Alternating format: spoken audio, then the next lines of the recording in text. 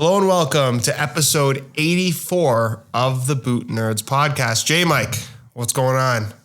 So many things, man. It's great. So many things to do. So many wicked products coming in at the moment. Getting ready for some big launches here and there. It's nice. Something to be excited about. How are you? I'm doing good. I'm doing good. It's been. Is this like a new habit that I pour out my heart and tell what's going on in my life, and you're like not mad at existence? No, you know what? I guess I'm not as good at expressing my daily sentiments as you are, Jay. And I'm a Dane, and we don't talk about anything. So that's you should look into that. Anyway, I can kind of gather, following you on social and stuff, that there's something coming. There is, if I'm not mistaken, something coming. As a lot of you guys are aware, Puregrip Socks is a thing, available at puregripsocks.com. They're currently available in just black and white, but there are more colors on the way, as you guys have been asking for. I apologize it's taken so long, but they will be here hopefully within the next week to 2 weeks. I hate to give a deadline because it never works out well. And along with the colored socks, there is another huge surprise new product that I'm very excited about that I think you guys will be excited about as well. So stay tuned for that. puregripsocks.com. Okay. And with that, the mandatory Puregrip Socks plug out of the way, I think it's time we also move on to today's topic, because as you've seen on the thumbnail and in the title, we are going to talk about hype around mostly limited edition football boots, and figure out if there's any truth to this claim that we made that are football boots losing hype, and have people stopped caring as much about hype football boots as they did 8-9 years ago? That's something we're going to talk about today. And it's a little bit, of course, it's hard to measure because, those who cared back then have gotten older, and maybe they're not as much into it. But there's a lot of stuff to talk about. But before we really get into the discussion, what is your general feeling around whether boots are as hyped today as they were back in the day when we talk limited editions? Here's my take on the current football boot market is I think that the possibility for the level of hype is much higher than it once was. Like, I think you can generate 10 times more hype now with all the different social media platforms that are out there than you could 10 years ago. But I also think that hype that you can generate is going to fall off so quickly compared to how it used to be, that there's this constant need to always have something new. Because it really does seem like after 3 days, people become uninterested. And that, I don't think, was the case 10 years ago. I agree. And that was kind of why I wanted to get into this. Because if we look at, let's say, the Rimac boots, of course, from Puma, they're the lightest football boots ever. And I mean, if I had heard that 5 years ago, when we talked about the 99 gram Adi Zero, when that was unveiled in the Adidas Future Lab back in 2013, I mean, I was dumbstruck. My jaw dropped to the floor. I had to go look for it. That was truly something special. And as a football boot enthusiast and collector and connoisseur, I that was something that really got to me, and I felt the hype, and I'm still hyped about this, but I'm also like my girlfriend calls me the biggest nerd on the planet. I don't think that's true, but probably up there. So I still care a lot, but I just get the general feeling, as you say, that the hype is dying down, falling off a lot quicker today than it did a few years back, and also that. And maybe it's just the scope of things, but I also don't feel that the boots coming out now, the limited editions, have the same potential for being those evergreens that people are chasing in 10 years' time, like we saw with the Mercurial SLs, the carbon fiber Mercs, like we saw with those 2 pairs of CR7 Vapor 9s, limited to 100 pairs, the rare golds and all that stuff. I just don't have that feeling. What's your take on that? No, I totally agree with you. I think that you've heard the saying, live in the moment. And I don't think there's anything wrong with that. But I think when it comes to football boots, a large chunk of the community or people that are consumers at the very least, they really do live in the moment where it's like, this is the football boot for like the next 3 days. And then after that, we're going to see something else. And then that's the one we're going to be fascinated with. And we're going to forget everything else after that. And look, I think this is a case of the brands kind of shooting themselves in the foot in regards to just too much, too often. And I think that's part of the reason why there's just seemingly less interest for a shorter period of time than there once was. Because we know if Nike drops a limited CR7 boot today, there's probably going to be another one in like 2 weeks.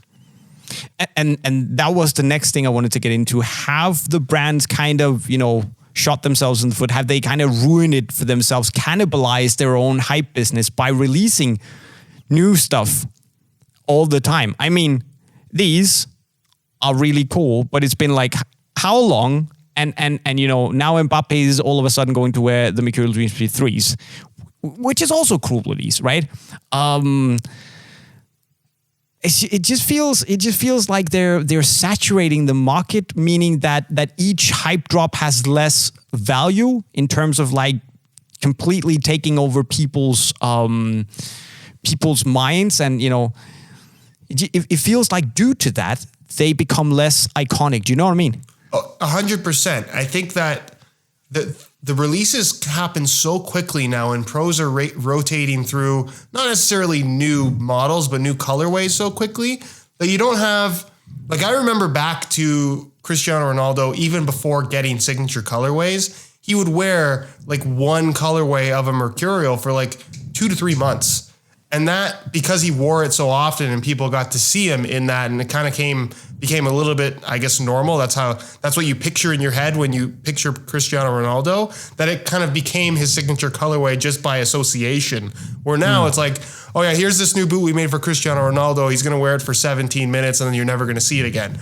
It's very difficult to make that memorable, I think, And now that you mention Ronaldo, that was actually one of the reasons that this popped into my head, because we saw him get these, whatever they're called, CR100 Nike ID boots that were apparently made in one pair for Cristiano Ronaldo. It's going to be auctioned off. It's all a very it's a good cause, and I like that, but I just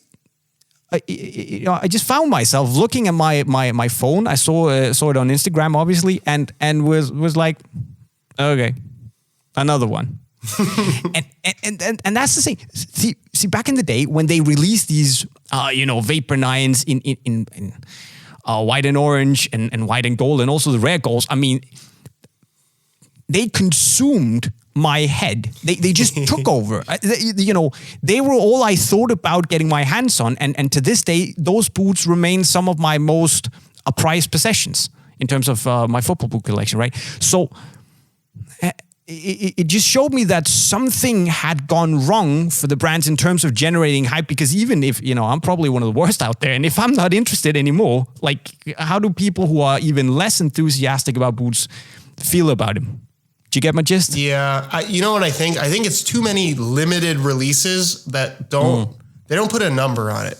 And that's what I like about the Puma Rimac thing, where they put a number on it. It's like 420 pairs. That's correct, right? 12. 412. And you call yourself a car enthusiast.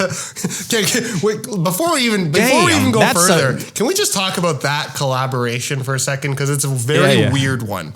Because I think that, correct me if I'm wrong, did you have any idea? Actually, I think you said in the Unisport video, you had no idea who Rimac was until this boot. And I think that the vast majority of people were in the same boat, because Rimac is a very new company. And unless you're like a pretty hardcore car enthusiast, I would say that they just aren't on your radar. And it's did you know about Rimac? I did. I was familiar with them. They've been around for a while. The famous Rimac moment is for those that watch Top Gear, Richard Hammond crashing it, which was pretty nuts, actually. Yeah, But saw it. I just thought that the collaboration in general was very strange because I don't know, aside from the association of speed and I guess futuristic technology, there's not much of an actual association between Puma football and Rimac, in my opinion. No. I just thought it was weird. And given that Puma has these ties to Ferrari, which granted, if you're watching Formula One right now, Ferrari is miserable, but they're still Ferrari. And I feel like that alone just draws interest because everyone knows what that is. And they also have the ties to Mercedes F1 right now, which is absolutely destroying everybody for like the last 10 years at this point. Like, why not do something with that? Like, they have all these brands tied to them and they chose Rimac. It's a very strange collaboration, in my opinion. But the fact that they did limit the boots to 412 pairs and put a number on it, individually numbering the boots, that makes it, for me, as a collector, as an enthusiast, that's really special. I like to know that I have number 114 out of 412. Exactly, yeah. Like, that's cool to me.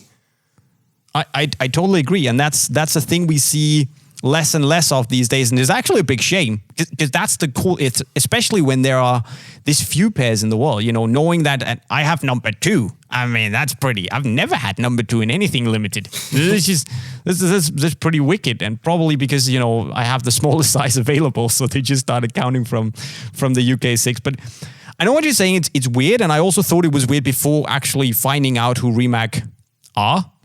And then, I thought about it, and yeah, they could have made another boot with Ferrari or with BMW, or who else have they done with? I also almost want to say Maserati. I don't think they have. What was the? No, like they have Mercedes. They have technically Red Bull.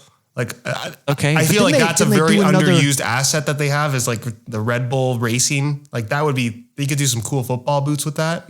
Could have done that, yeah. But didn't they do another like motorsport collaboration on one of their Evo Speeds? Motorcycling, maybe? Possibly. I'm trying to think. I don't remember. It's something with them. You're the petrol head here. Okay. But anyways, I just thought, okay, maybe it's actually a thing for them because obviously, who's benefiting from this move? Is it Puma? Or Rimac. I would definitely say Rimac because they're the lesser known brand, right?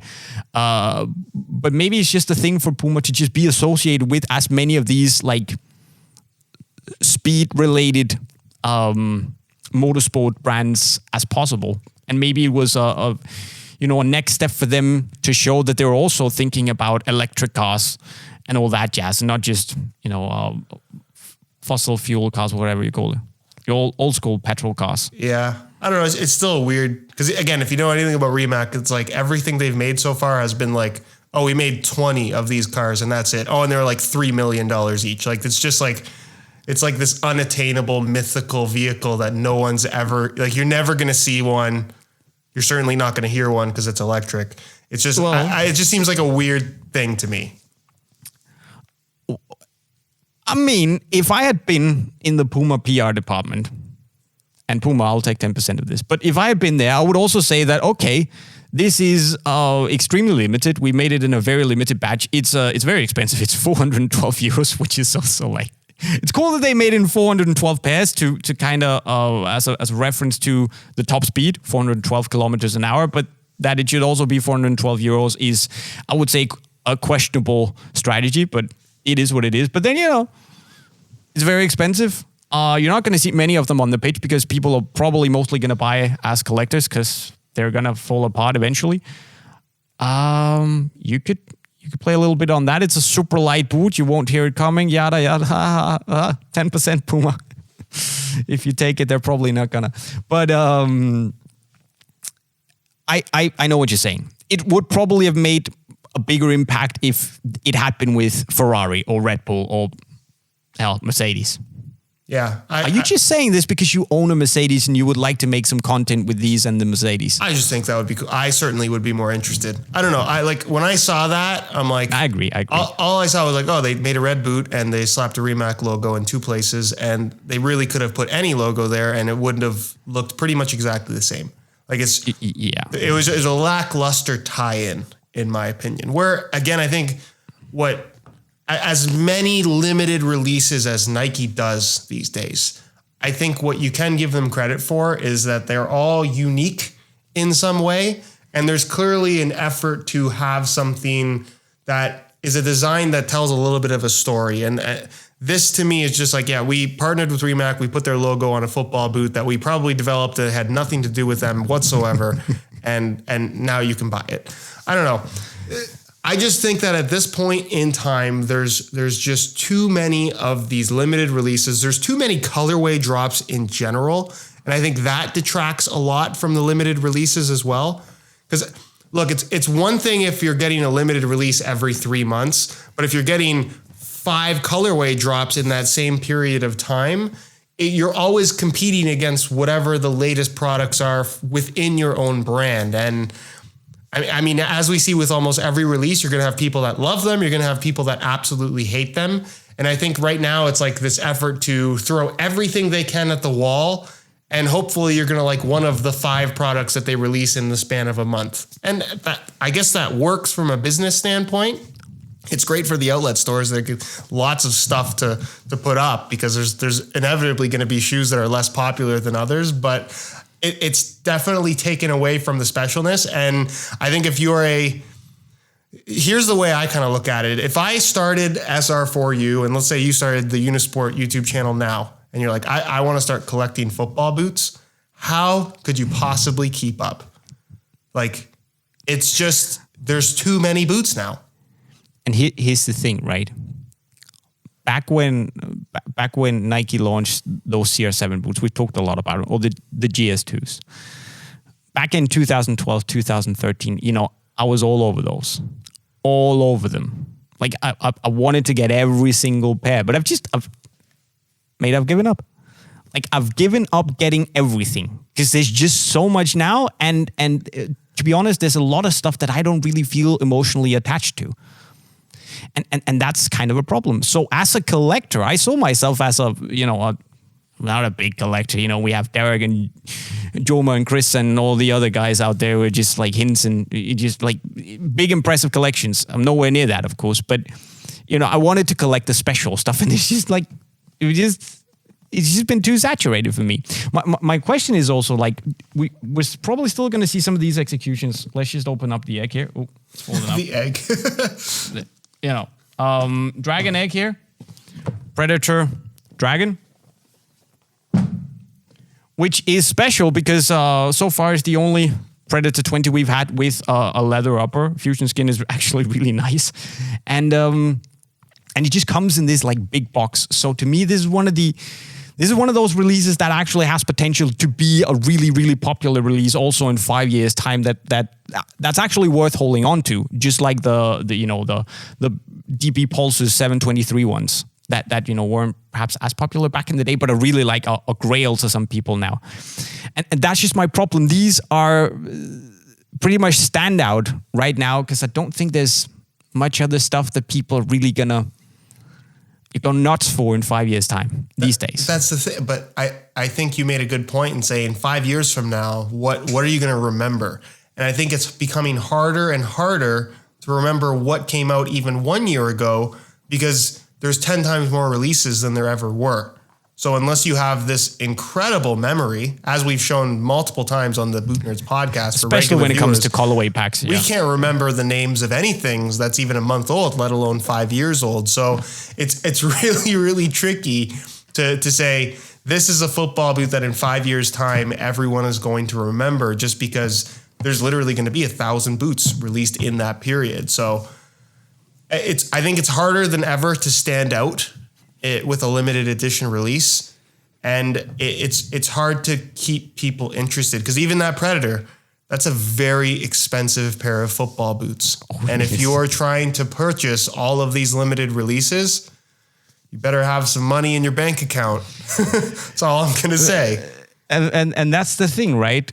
It's just It's a tough one. It's a tough one, but an interesting discussion nonetheless. And I think that this sums it up nicely that there are still people out there who obviously care and who want that special stuff. And this would be one of the boots that I would like to have in my collection. I obviously have number 2 right now, but that's some of the special stuff. A milestone football boot that I think I would really like to. It was Ducati Ducati. I remember now. It looked exactly like this. You're right. It was an Evo Speed SL, I think. Yeah, but those are cooler in my opinion. Wasn't an Evo Speed SL? I think so. Or was it a? Or was it a? And I think it was an SL. And I will say this, in fairness to the football boot industry, I think everything has kind of gotten to a point where it's easier and easier to just get lost in what the newest thing is. Because even like, I think it was yesterday, the new iPhone got unveiled. Maybe it was 2 days ago. 2 days ago, just totally not on my radar.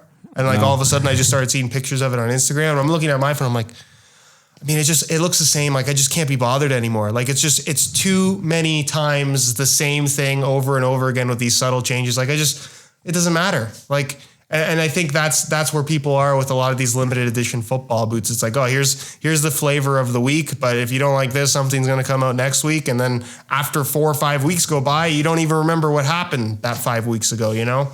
So it's a tough thing, but the brands have done this to themselves. They have. And, you know, obviously there are a few milestone moments we've seen over the years with boots that are very, very important to have. Let me just grab it. Okay.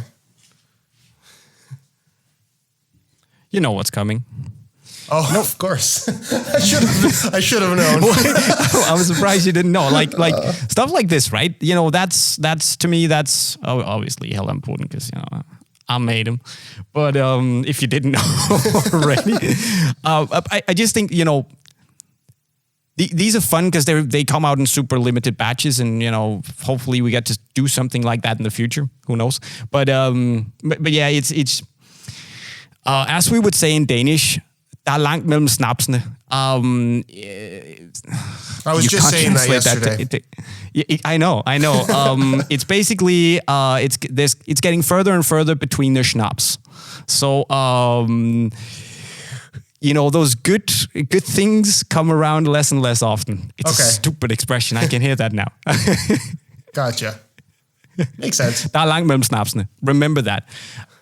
Very Danish expression. I wanted to say something and now I forgot. But we've probably... Oh, yeah.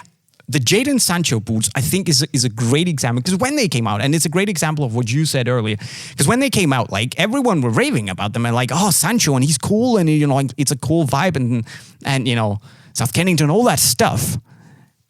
And I was like, what's that been, like a month and a half ago? And, you know, like... I've kind of forgotten about them. But you know what? There's been so much new stuff out since then. You know, they released the Sancho boots, then they released the Mbappe boots. And again, this is something people should remember because it's a very, very iconic Nike boot. And maybe they will in 5 years' time. I just don't think they will. Same thing with the future DNAs. Like, who honestly, apart from the Superfly 1 Vapor 13 colorway, do people actually... Do people care anymore? And you're right. And that's the and it circles back to what I talked about earlier is I think they need to let these pros wear these boots a little bit longer, even if they're no longer available. Like, let Sancho wear his signature model for like 3 months. Like, I know they're sold out and it was a limited release, but at least you're associating him with that boot and the brand rather than, I think the strategy of these brands now is like, oh, here's something new for this specific match.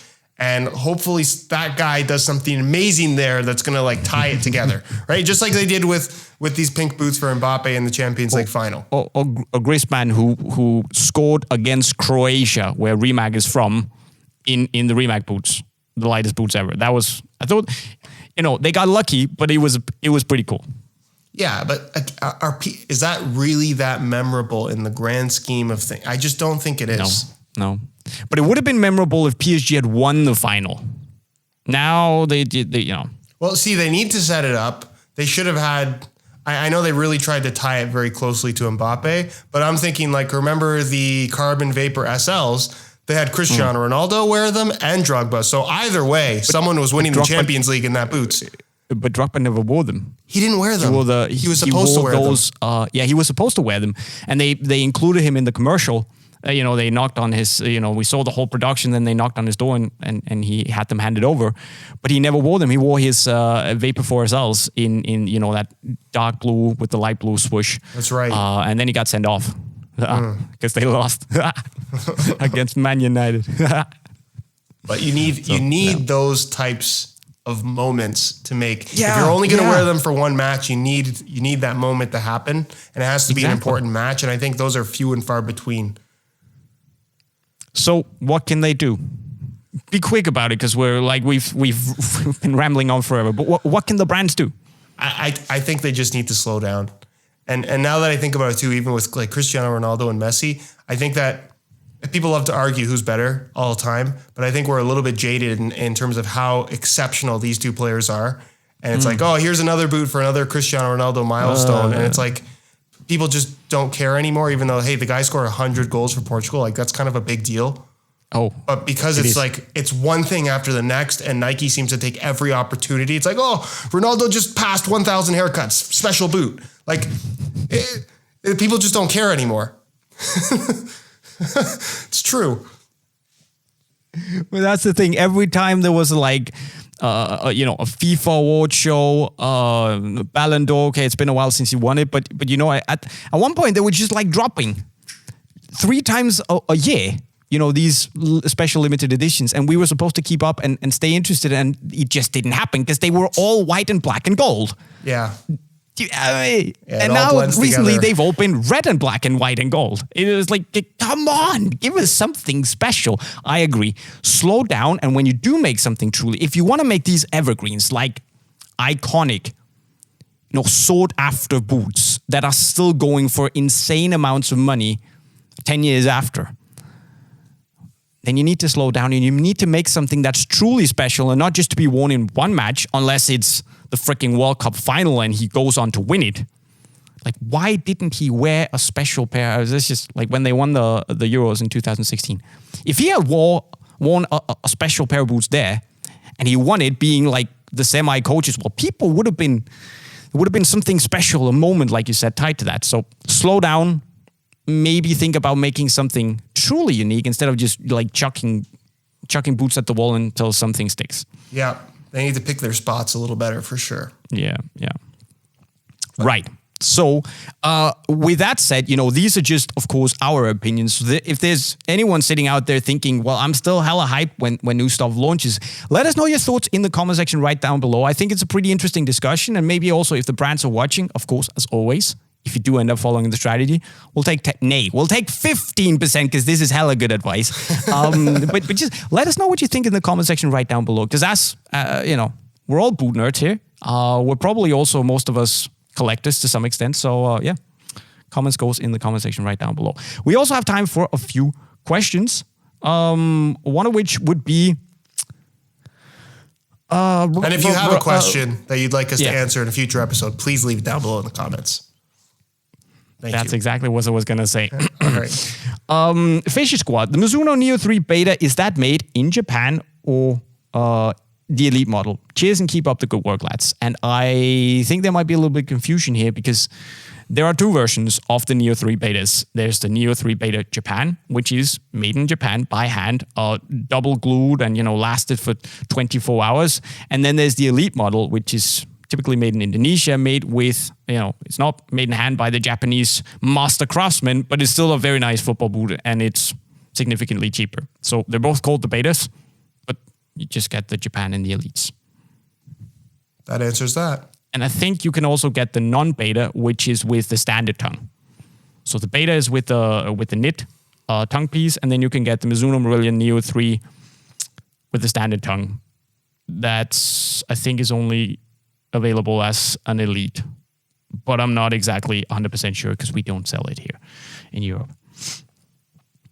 Anyways, so Edgar Avala, big question. What is your guys' opinion on purchasing and wearing plus 5-year-old football boots that are now a little bit harder to find brand new in training and matches in 2020? For example, 2014 World Cup Predators and the first Magista Obras. I had them in my collection brand new, so I think he's asking if he should wear them for training matches and matches. Yeah, I think most of those boots, the 2 boots he mentioned, should be good.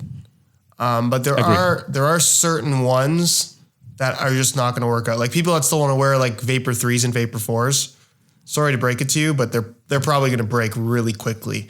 Like you have to avoid any of these older boots that have like a very intricate element that is like independently glued that's going to be under a lot of stress.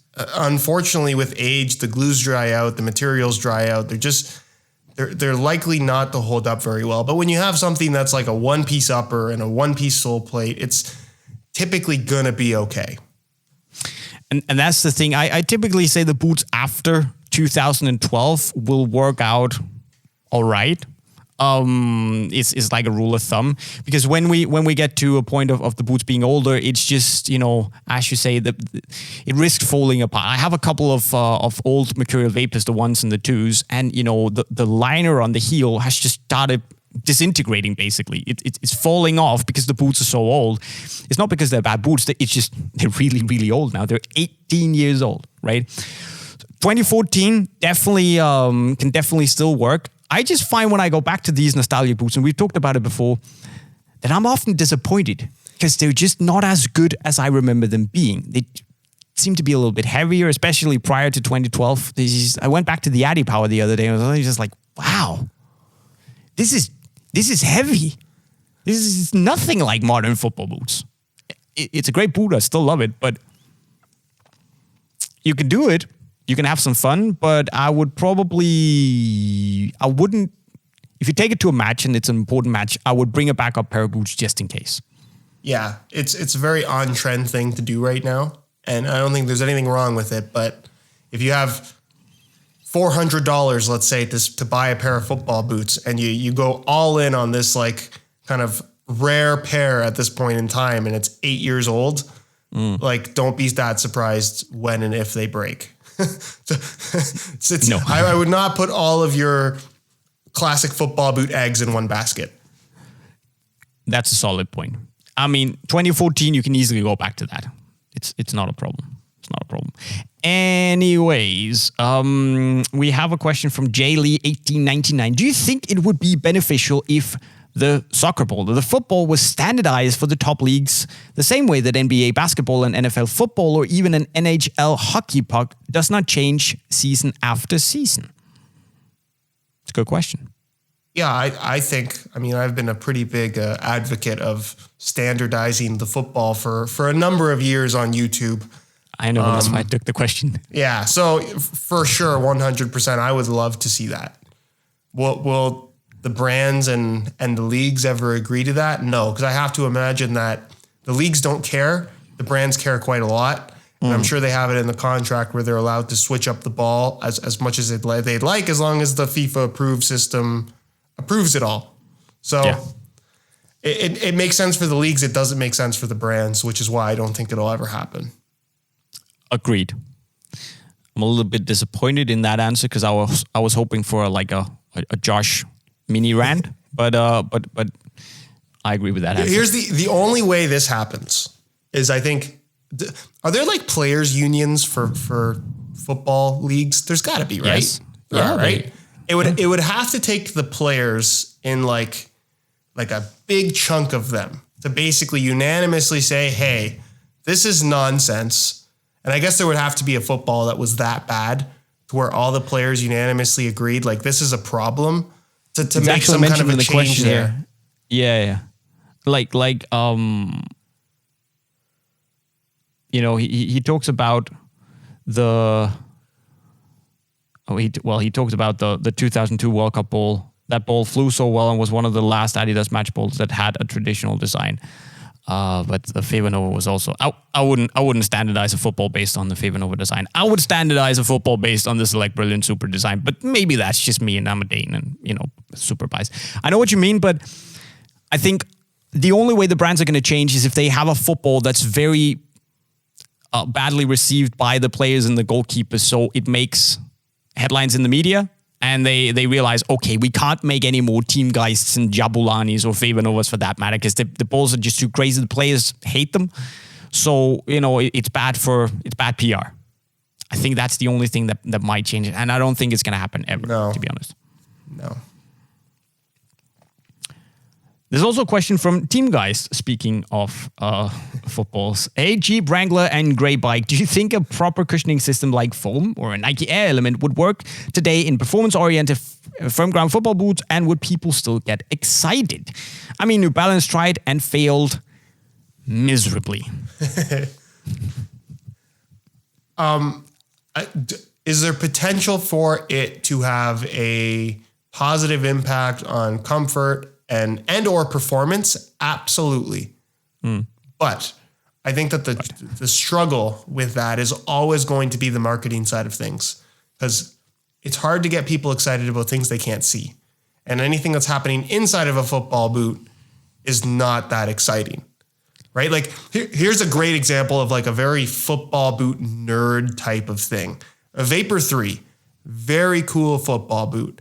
How many people actually removed the insole and saw the little carbon fiber strip running from the heel to the midfoot?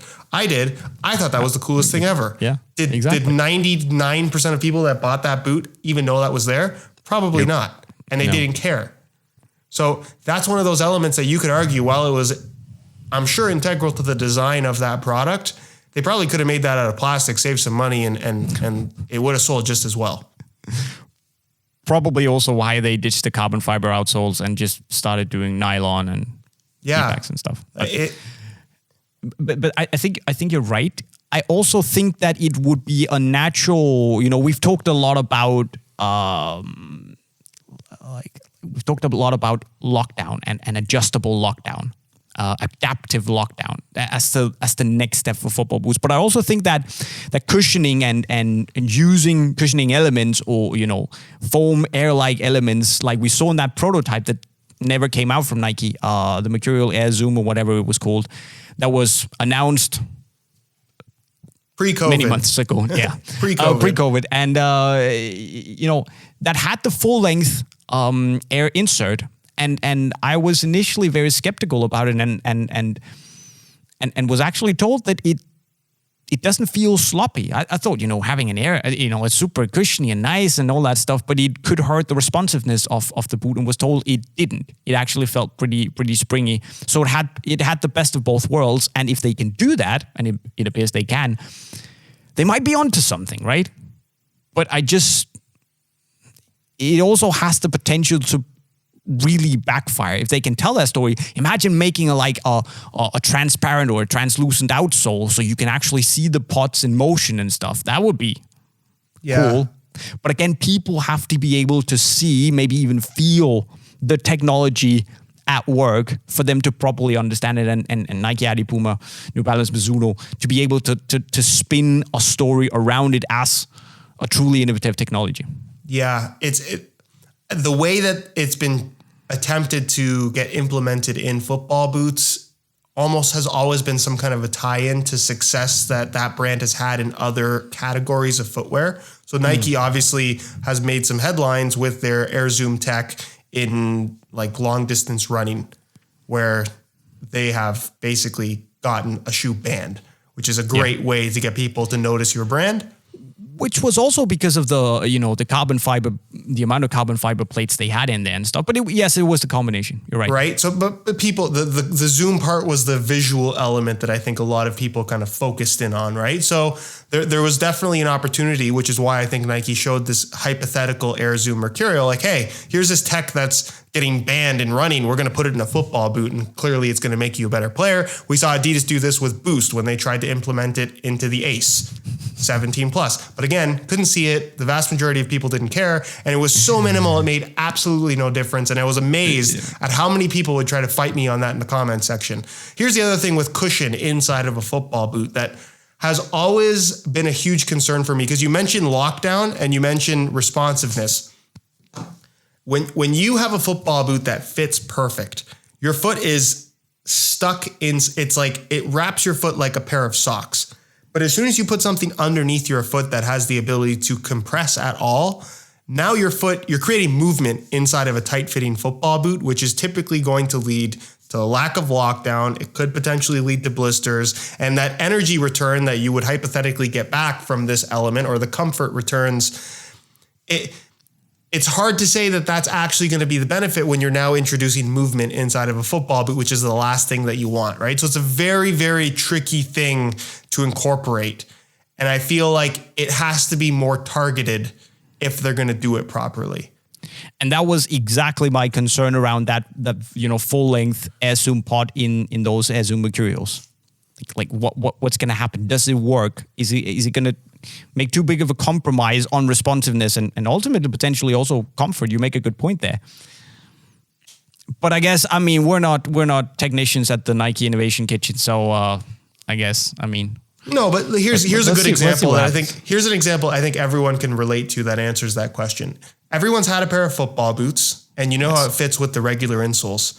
Then you get, let's say you got some orthotics or you got some kind of like cushioned Dr. Scholl's insole that everyone has had at some point in time and tried to put in their football boots to change the fit, improve the comfort, whatever it may be. But as soon as you put that taller insole inside of the boot, it changes the fit completely. It does, yeah. And now you're kind of having the opposite effect by adding a cushioning element where at rest the boot fits one way and then under pressure your foot drops inside the boot, even if it's slightly. And that level of movement completely changes the fit, especially in the heel area, which would be the biggest point of concern, I would say. So it's a fairly unexplored element in football boots. We saw Nike do Air Zoom in their top end boots for a while with the Air Tiempo Legend, which a lot of people always forget the Air. And we saw it on T90 Laser 1 and a lot of Air Zoom T90s, but it was such a minimal thing. It really didn't have any impact. So I think it can be done, but I think it's a very tricky thing to do correctly where it's going to have an impact and it's not adding too much to the cost of the product for the brand and that it's visible so they can market it. And it's a very tricky thing. I'm just going to say this. I hope now more than ever that the brands are all going to bring cushioning technology on their football boots within a reasonable time frame, because I'll be sat here getting the popcorn ready, licking my fingers in anticipation of the next big Josh rant on a technology. That is going to be a thing of absolute beauty. I'm just saying it right now. I really, really hope that happens. And I think it's going to be up there on par with my hate for that flaccid Phantom Vision 1 color and your hate for everything related to Neymar. So let's see if there's a new rant brewing. That would be really, really good. But guys, that little lead up to another Josh meltdown is also the last thing we're going to have in the Boot Nerds podcast, episode 84. Now, as we said, if you have any comments around the hype or lack thereof on limited editions in today's game, you should leave your comments and your thoughts in the comment section right down below. You can use that same area if you have any questions you'd like us to answer, comment section right down below. And if you haven't already subscribed to the Boot Nerds podcast, please do so by clicking the white bubble in the middle of your screen. If you enjoyed today's show, leave us a like. We're really going to appreciate it. You can also see what Josh is up to, what I'm up to at Unisport by clicking the different bubbles over our heads. And with that said, I've been JayMike, and I approve this message. Peace. Thanks for watching.